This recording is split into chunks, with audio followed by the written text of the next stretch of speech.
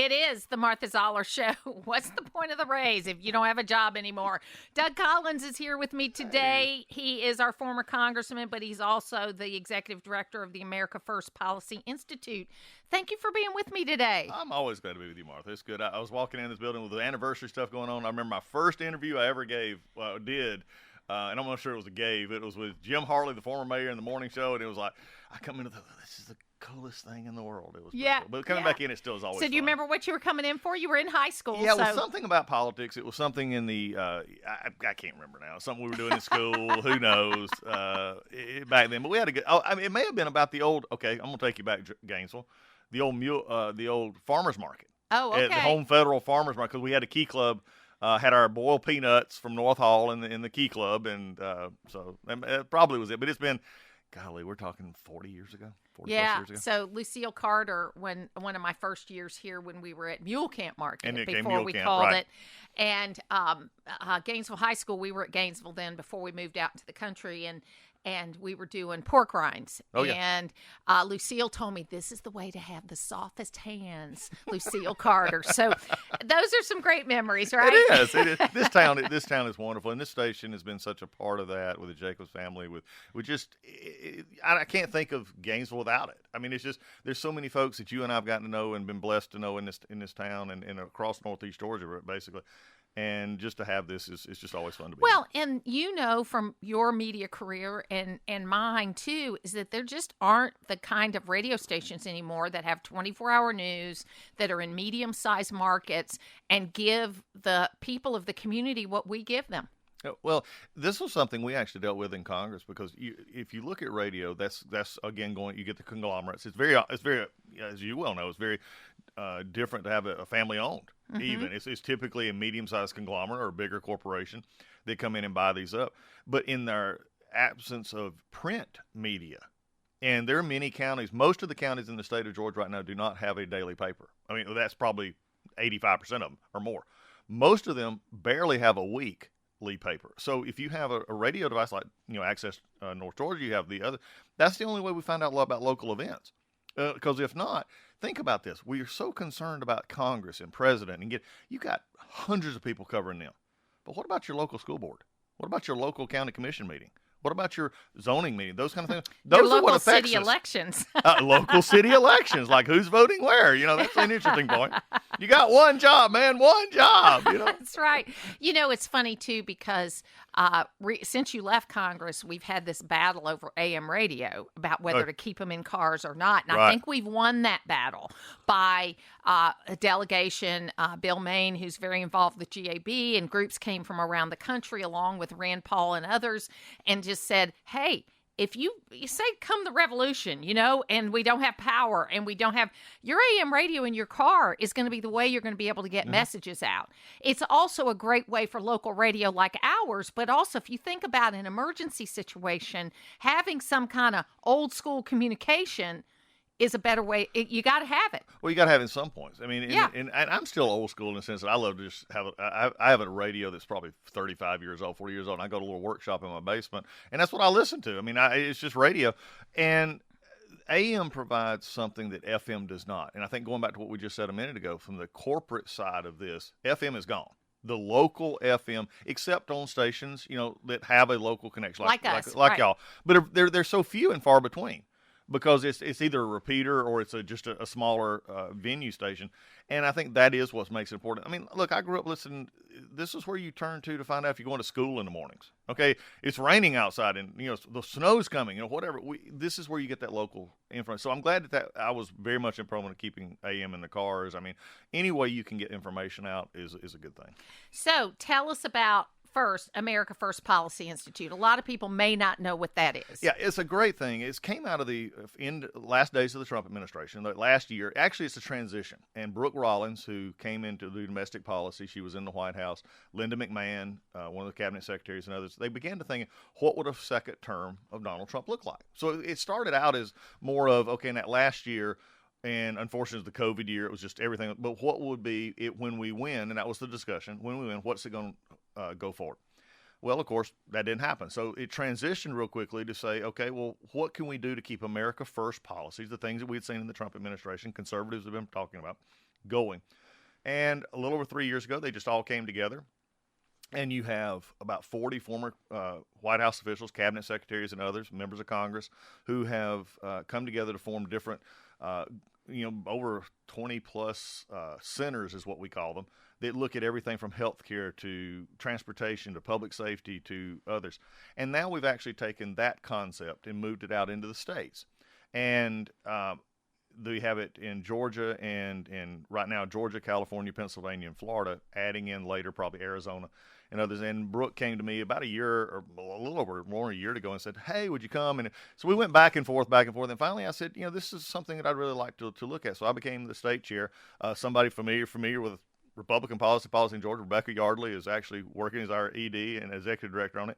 And it really takes the same thing down to the state levels as what we're doing on the federal level. Now, how will that play out? Some people say, well, this is just a part of the Trump campaign team. No, it's not. I mean, we're aligned, of course, and we're more the policy shop that you will see from the America First, the Trump policy teams that have been there before. So you'll see a lot of how do we make the border better? How do we make security better? Economic.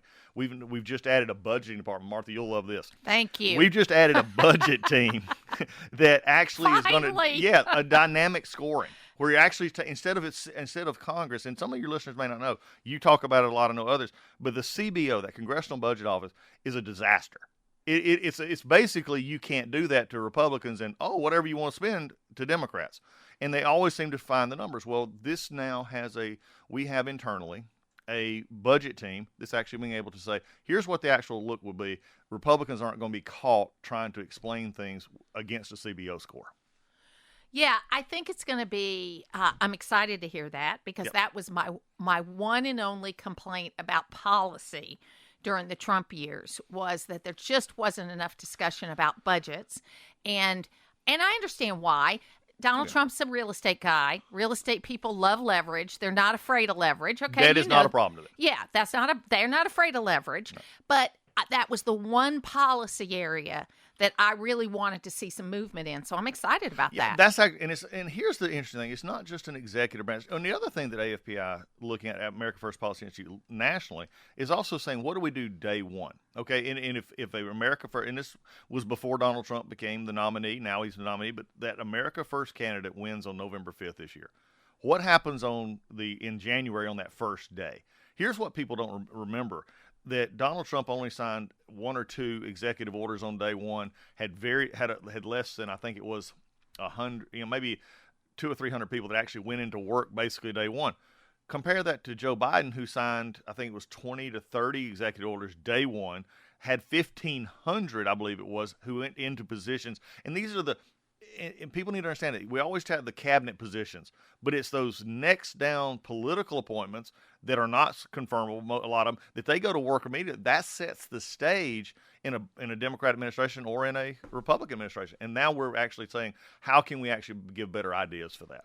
Doug Collins is here with me from the America First Policy Institute. He's going to be with me until the top of the hour. We're very excited about that. You can join us on the phones at 770-535-2911. Okay, I got to stop there. So Doug Collins is here with me today. So you got 1987 Joe Biden saying he's never really seen a Hispanic person. And then you've got 2023 Joe Biden saying that he was basically raised in the Puerto Rican community and that Delaware has the largest black population in the country. Hard to believe. And the question is, it just goes with no pushback. That's the problem that I see the most. But it really brings you a question, because I've tried addressing this on the facts, and it's ridiculous because nobody pushes back. He just gets to say whatever he wants to say. They treat him like he's a senile old man in the corner. They whatever he says, okay, that's nice. We're going to run it over here. But I mean, have you ever thought about going back? If he has been raised in a Jewish community, which we've heard him say, he's been raised in a Hispanic community, he's been raised in the black church.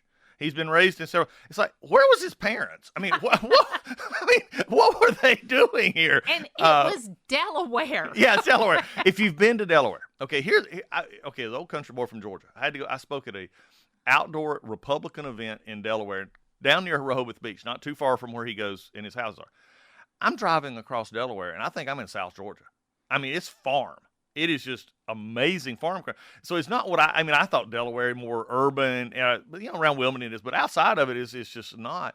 But it's just an interesting place. So this idea that is so ethnically diverse and everything else it's ridiculous. Well, and you see that on the whole Eastern Seaboard is that you have these kind of small to medium to large urban areas, and you drive an hour west, and it's North Georgia mountains. Oh yeah, they have some of the prettiest, hayfields, farmland, and everything. It was just going. But here's the and Martha, we both do a lot of media now. Why is it? And I'm not being rhetorical here, but I think the media. Have you ever just played it too much to where you just don't want to hear it anymore? Where it's just, and I think the Biden campaign now has played these far out comments for so long and just expected Jean-Pierre, who, by the way, absolutely the worst press secretary ever. I didn't think anybody could get worse than Jen Psaki. I really couldn't. But I mean, she surpassed the bar with some. I mean, at this point, and they hear it over and over and over again. That I think the Biden campaign now is struggling, and I've said this before. I think the word for this election cycle is going to be authenticity, and I think that's why Donald Trump is appealing to young people, to Hispanic voters, African American voters, and others, because they may not like his style, but he's saying the truth. They see it, and they don't see the Joe Biden world. They see a Donald Trump world that he's describing. They don't see a Biden world that Biden's describing. So obviously, primary voters are a different breed. Yes. Always. They are, and you expect it to be a smaller percentage than general. It's not a general election, okay? So roughly in our primary, well, in his primary too, in the Biden primary, he's got a problem too. He's the incumbent president, and 20 or 25% of the people voted against him. In our primaries, about 20% of people, some more, some less, depending on the state, voted for different candidates. I famously talk about this 4-week grieving period. We're in the 5th week, so we need to be uniting and getting back together again. How do we get the Republican Party together, one? And two, how big a problem do the Democrats have? Let's take the Democrat first, and a little shorter answer. Democrats have a huge problem, and because their problem is ideological. Okay, let's think about this. A lot of the Republican, we'll talk about this in a second, a lot of Republican parties, I'm tired of Trump. I don't like Trump. It's a personality issue. And so they voted for Haley. They voted for DeSantis. They voted for others. But at the end of the day. And where was the Ron DeSantis we're seeing right now on the campaign trail? That's another conversation I'll be happy to have. Yeah, I'll be happy to have that one. Because I served with him for 6 years. Yeah, it's different. But the interesting part is so that's on the Democrat. That's the Democrat side is ideological. You got, and I've said this before. Biden is more worried about the Muslim pro-Palestinian voter in Michigan than he is the UAW worker. Now think about that one for a second. And Michigan, here's the problem. Michigan is a pickup state that Trump would need to win and Biden needs to keep. So you got a problem there. You move down to Nevada, where you got Hispanic voters, the same thing. So it's an ideological problem. He's not left enough for these people, which is amazing to thought. On our side, folks, I just have to say this. I'm as conservative. You're conservative. We talk about. I'm more generous. You the 4-week grieving period. I'm an old Baptist pastor. I'll give you to November 4th. Okay, then get over it. Call in. If you want to call in, text me, whatever. You can find me on anywhere you want to find me on. But here I'm saying is, just tell me one. For everything that was bad said about Donald Trump, what he was going to do, he didn't do any of it. He didn't get us in a war. He didn't do anything unconstitutional. He didn't shut down, all these vast things that they said he was going to do. But yet we did have an economy that's working. We passed the Tax and Job Act. We did other things that actually worked. And I'm going to say, there's just the Democrat Republican parties are no longer this. And I hear this a lot, the uniparty, Martha, and you hear this. Okay, give me a break.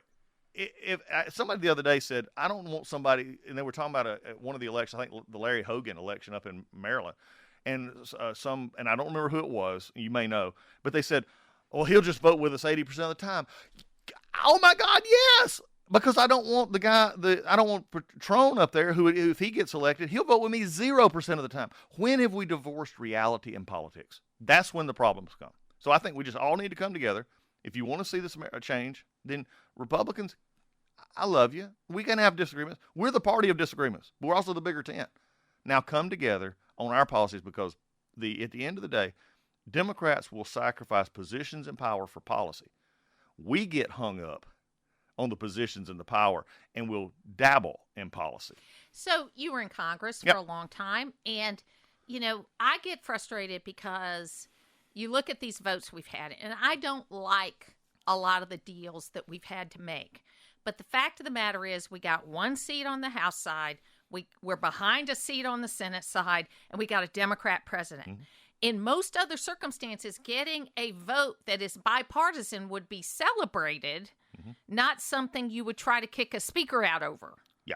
Well, we've become now, and I'm going to go back to something that people don't like to talk about. The McCain-Feingold killed political parties. It changed the whole dynamic. They said, it's going to get money out of politics. Well, that's like trying to take water out of Lanier. It ain't happening.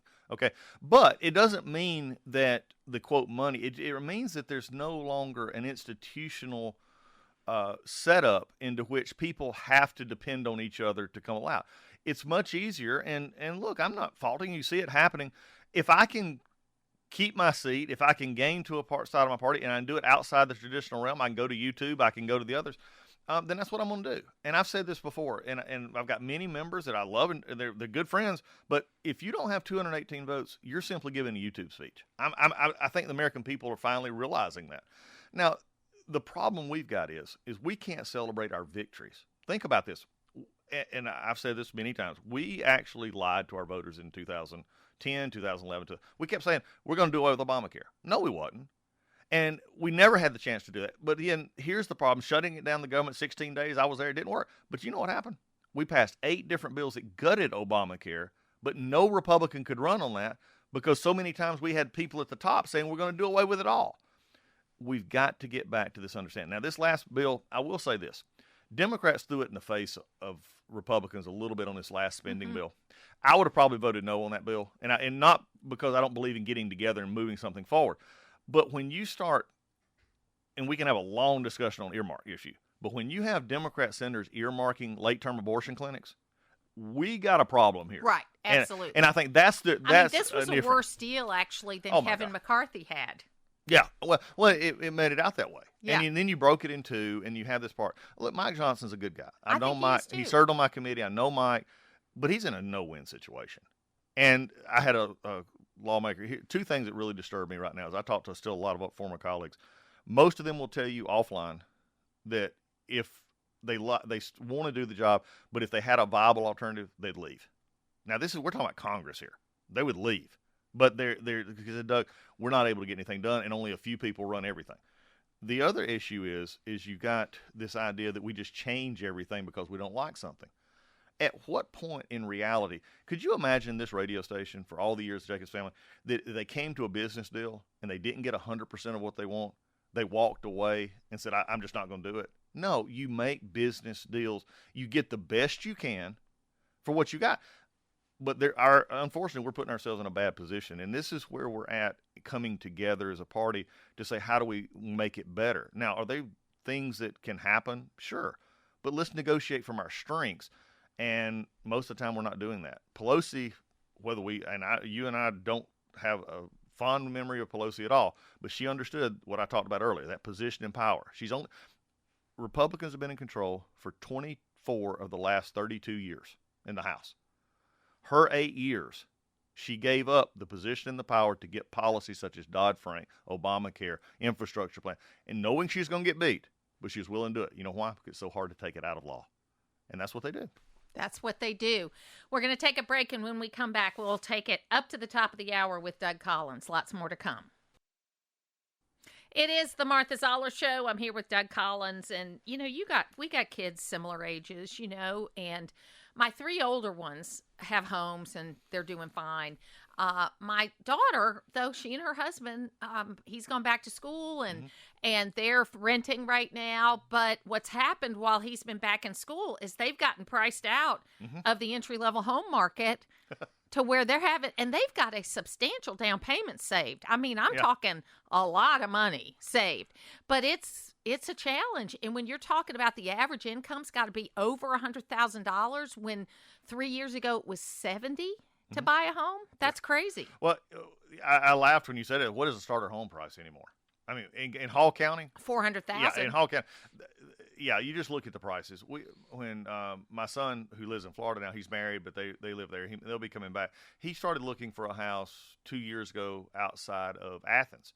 We're going down Cuthbert. We're down in, Hull. And we're going out in the middle of nowhere in 1,000-square-foot houses that a few years ago would be $135,000. These were $240,000. And it's like, huh? Yeah. But it's just the inflation mark. And we see this around here. This is an issue economically that we've got to deal with because Hall County, Northeast Georgia, Atlanta area, we can't keep bringing jobs and manufacturing jobs and these others, and they're driving now 30 and 40 and 50 minutes to try and find work. And we're seeing what we're seeing in Gainesville with a lot more. So you're seeing more townhomes, you're seeing more apartments, and even the apartment rental is $1,500 to $3,000. So when you got that going on, yeah, we've got a problem that is concerning. I'm going to bring it up another thing, too. I'm glad you brought up economy. When you look at the economy as a whole, and Joe Biden yesterday said, it's the best economy in the world, although Al Roker was begging him, Mr. President, people are suffering. They're not being able to pay. He was begging to give him an answer, and Biden went off the best economy kind of thing in the world. And you got right now the highest mortgage issue that we've had in 40 years. You've got default rates on credit cards approaching 40%. You've got home auto deals the same way. There's an underlying part of this economy that people are feeling because they see it every day in their life that it should concern us all. And, it's not a matter of the Feds playing with the rates. It's not a matter of this. There's just an inherent problem in our economy right now. Well, and you can't keep saying to people, it may be true that other economies around the world are worse, but we don't care. I don't live there. I don't care about that. I don't live there. I don't live there. I have to deal with the economy I have right now, and there's a lot of data out there that people like us, I don't think you're 60 yet, but No. people like us that are closer. in late 50s, early 60s, we're the happiest people because we've lived in our home for a long time. Maybe it's paid off. We've got savings, that kind of thing. But the people coming behind us aren't very happy. No. And my uncle lived in India during the revolution. His parents was the tailor to the governor of India. And so he used to tell me, he died last year, he was 99 years old. Oh, wow. And he used to tell me, Martha, I've seen revolution. I've seen what happens when the masses rise up because things are so fair for the other people and not for them. I don't want to see that here. Yeah, you know? I do. And I think this is becoming, there's always the generational changes. You look back in the history of our country, you go from agricultural to industrial, you go from urban, from rural to urban. You've seen these. This one, though, is one that is beginning to be more and more, and we've seen it building for years in the discussion just in general of work, what is valued, what is not valued, and then this idea that everything is equal, okay, that there's no moral right and wrong. There's no we can't go back to a time in which it's universally said, I don't want the government in my business. Well, now you have people in everything you have. Our phones, everything, they're tracking us. I had a young person one time tell me in their 20s, they said, well, they're tracking everything I do anyway, I don't care. And it's like, you ought to care. I think, Martha, we may be the last generation, these Gen Xers that are out there, we're the last generation that will actually care that there's a privacy issue here that I don't want the government knowing, because the generations coming under us have been sort of said, no, this is just the way it is. So you're right. I think there's this rising up, but my concern is they've been taught so badly in the educational system on how to change things that this is why we're getting this sort of movement to the fringe on both left and the right into saying, I'm either, this is all that matters, and I'm not going to compromise on anything. But I firmly believe, and I would think that this would work out well with the America First Institute. I firmly believe that those are fringes, and that we are ripe for a silent majority, coming forward again. Because I think the average person that's going to work and just trying to get things done, they're pretty conservative. They might be center left, center right, but they're not progressive. No. They're center left, center right to conservative because they're paying bills, their kids are going to school, all that stuff, and they haven't been paying that much attention, but they're going to. They are. You and I, again, you and I do this for a living, so we believe, we're in it all the time, and it's. But the reality is 98% of the people don't listen to what, they don't hang on political news every day. They don't watch, they may get some news at night, or they may look on the internet. They may do their Twitter feed or their Instagram feed, whatever. But they're just, like you said, getting up, going to work, and knowing, and they're saying, why isn't this not working anymore? And they're tired of answers that don't make sense. I think many of them are now ready for the answers they wasn't ready for 20 years ago. And that's going to make a difference. That's why the America First Policy Institute putting these tools. The other thing and I'm going to go back to something from the Georgia side in the states. In our state legislatures, they don't have staffs, which is, I'm going to say good and bad. I mean, but they don't have staffs. But you have members down there who have to discuss a plethora of issues across the table, but don't have things that they can go. We're providing experts. We're providing leaders in this that can give them say, hey, you want to do a bill on education? Well, we've got some educators here who are going to give you information to help you form what you're thinking, and that gives them. Then they can pick and choose what they want to do. Perform bills that are better for Georgia. Go to Arizona, do the same thing. So I think that's really the way we're at it.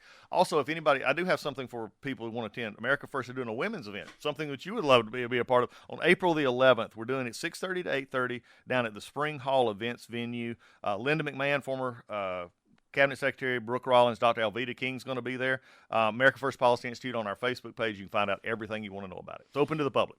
Doug Collins, we appreciate you being with us today. If you want to leave us with just one final thought, we've got about 30 seconds left just to make us feel better about where we are right now. I think it comes from this past weekend. Here's my thought. You had Maundy Thursday, you had Good Friday, you had Easter Sunday. Saturday had no name, but I believe that's where we live. We live between the pain of the past and we have the hope of the future. This place still has the best hope. This place is still the best place to live. Doug Collins, thank you for being with me today. Take care. Lots more to come right here on the Martha Zoller Show.